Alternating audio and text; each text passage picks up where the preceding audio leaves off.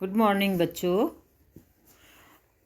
पिछली क्लास में हमने पढ़ा था कोशिका, मानव शरीर की सबसे सूक्ष्म इकाई। फर्स्ट पेपर, होम साइंस के फर्स्ट पेपर में मानव शरीर के सबसे सूक्ष्म इकाई होम साइंस कोशिका के बारे में पढ़ा था, क्योंकि ये तो बेसिक चीज़ है जो हमने पहले भी पढ़ी हुई है, 10th क्लास में भी आपने पढ़ी है। तो आज गत क्लास में देखा कि कोशिका की संरचना, कोशिका क्या है और इसकी क्या संरचना है। तो कोशिका के अंदर 3 पार्ट पाए जाते हैं। सबसे बाहरी आवरण जो है, सबसे बाहर का जो है उसको बोलते हैं कोशिका झिल्ली। बाहरी आवरण को कोशिका झिल्ली बोलते हैं। फिर है कोशिका द्रव्य और तीसरा केंद्रक। तो सबसे बाहर की जो है झिल्ली उसको बोलते हैं कोशिका झिल्ली, इसको प्लाज्मा झिल्ली भी कहते हैं।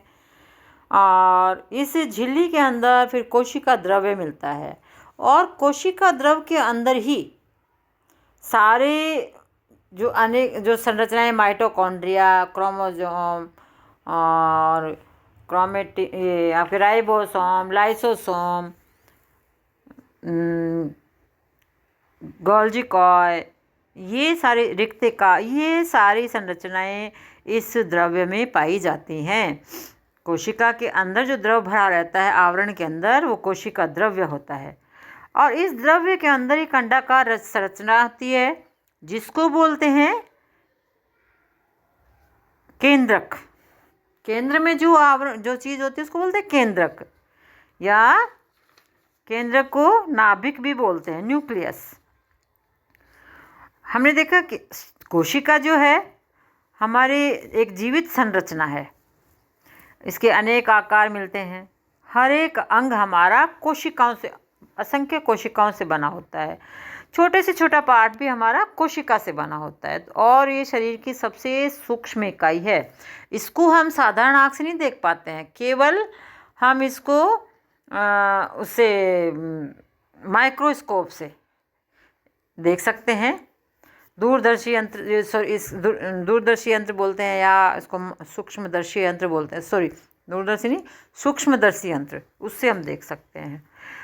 फिर है कि जब तक पुरानी कोशिकाओं का विभाजन नहीं होता है, नई कोशिकाएं नहीं बनती, और इन कोशिकाओं में ही हमारे सारे गुण उपस्थित रहते हैं। आनुवंशिक गुण भी इन कोशिकाओं से ही मिलते हैं। ठीक है, तो आज हम फिर कोशिका आवरण भी हम पढ़ चुके हैं। कोशिका आवरण जो है ये प्रोटीन और वसा से बना होता है, पतला आवरण होता है और अर्धपारगम्य। इसका काम होता है सुरक्षा करना, भोजन को अंतर्ग्रहण करना, और सिलेक्टिव परमेबिलिटी, चयनात्मक पारगम्यता, बहुत बाहर नहीं जाने, बेकार वस्तुओं को तो बाहर निकालता है और अंदर की वस्तुओं को बाहर आने से रोकता है। फिर है कि बाह्य संवेदनाएं जो हैं उनको भी ग्रहण करता है। ये काम इसके हैं कोशिका झिल्ली के। इसको प्लाज्मा झिल्ली भी कहते हैं। फिर है केंद्रक। केंद्रक जो है सबसे महत्वपूर्ण कोशिका का अंग है।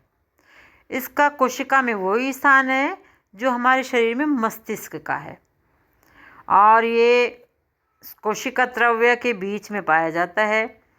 कोशिका द्रव से अधिक ठोस, गोलाकार, अंडाकार रचना है। केंद्रक के चारों तरफ से एक झिल्ली से घिरा रहता है जिसे केंद्रक भित्ति कहते हैं। केंद्रक के चारों तरफ जो भित्ति होती है उसको केंद्रक भित्ति कहते हैं। और प्लाज्मा झिल्ली की तरह ये भी प्रोटीन वसा से बना होता है, और इसमें केंद्रक भित्ति में भी बहुत महीन महीन छिद्र होते हैं जिनको केंद्र की छिद्र कहते हैं। इन्हीं छिद्रों से होकर कोशिका पदार्थ या कोशिका द्रव्य से केंद्रक द्रव्य में आ जा सकते हैं। केंद्रक में ही अर्धद्रव्य गाढ़ा लसलसा पदार्थ होता है।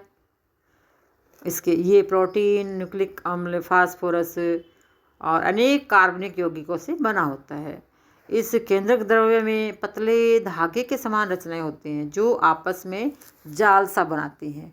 केंद्रक के अंदर पतले धागे के समान संरचना होती है जो जाल सा बनाती हैं, जिन्हें क्रोमेटिन जालिका कहते हैं। और इस धागे समान रचना को क्रोमोनिमा कहते हैं। जब कोशिका का विभाजन होता है उस समय ये क्रोमोनिमा एक दूसरे से अलग अधिक मोटी हो जाती हैं, जिसे क्रोमोसोम कहते हैं। और मानव के शरीर में 46 क्रोमोसोम होते हैं। प्रत्येक जीव में इसकी संख्या अलग अलग होती है।